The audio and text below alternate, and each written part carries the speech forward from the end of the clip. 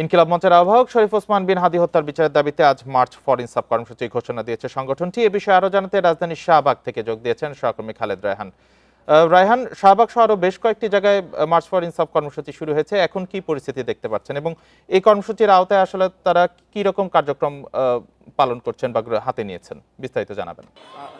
যেমনটি বলছিলেন যে তারা কিন্তু 4 দফা দাবিতে গতকালকে থেকে এই মার্চ ফর ইনসাফ সেটা তারা শুরু করেছেন। এখন তারা শাহবাগে অবস্থান করছেন, যদিও তারা সড়কটি অবরোধ করেনি।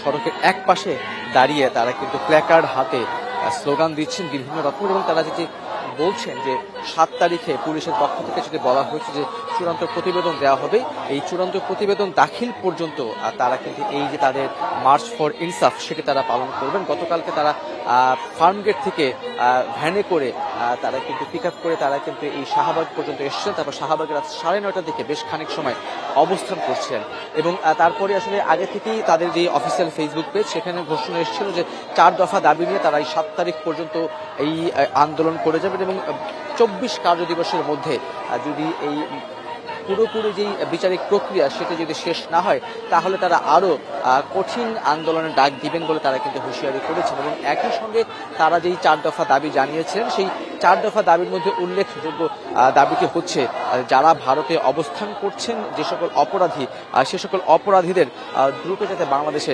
ফিরিয়ে আনা হয়, এবং একই সঙ্গে খুন এবং খুনের পরিকল্পনাকারী যারা রয়েছেন তাদেরকে যাতে 24 কার্য দিবসের মধ্যে বিচার কাজ সম্পন্ন করা হয়, এবং একই সঙ্গে বাংলাদেশে অবস্থানরত সকল ভারতীয় ওয়ার্ক পারমিট বাতিলেরও তারা কিন্তু দাবি জানিয়ে আসছেন। এবং এই যে 7 তারিখে চার্জশিট দেওয়া হবে সেখানে মূল যে অভিযুক্ত যার নামটি বারবার করে এসছে সে প্রকৃতপক্ষে অভিযুক্তকে সে কিভাবে ভারতে পালিয়ে গেল, তার সঙ্গে সংশ্লিষ্ট কেউ রয়েছে কিনা সেই বিষয়গুলি তারা কিন্তু আসলে তারা বিচার চাইছেন। এবং একই সঙ্গে তারা যদি বলছে যে বিচার যদি পুরোপুরি বিচার কাজ সম্পন্ন না হয় তাহলে তারা আরো কঠিন আন্দোলনের ডাক দিবেন। এই যে আমরা শাহবাগে এখন তাদের এই যে অবস্থান যে আমরা কভার করছি, একই সঙ্গে তারা কিন্তু মোহাম্মদপুর, পল্লবী, মিরপুর 10 ছাড়াও বেশ কিছু জায়গায় মোট 6টি জায়গায় তারা কিন্তু তাদের যে অবস্থান কর্মসূচি সেটি তারা পালন করছেন।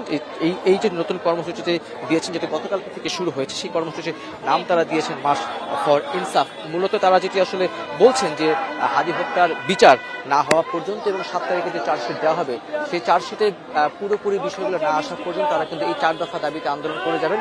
7 তারিখের পরে যদি সেগুলো পূরণ না হয় তাহলে কিন্তু তারা বৃহত্তর আন্দোলনের পথে যাবেন। রায়হান জানাচ্ছিলেন মার্চ ফর ইনসাফ কর্মসূচি নিয়ে শাহবাগ থেকে।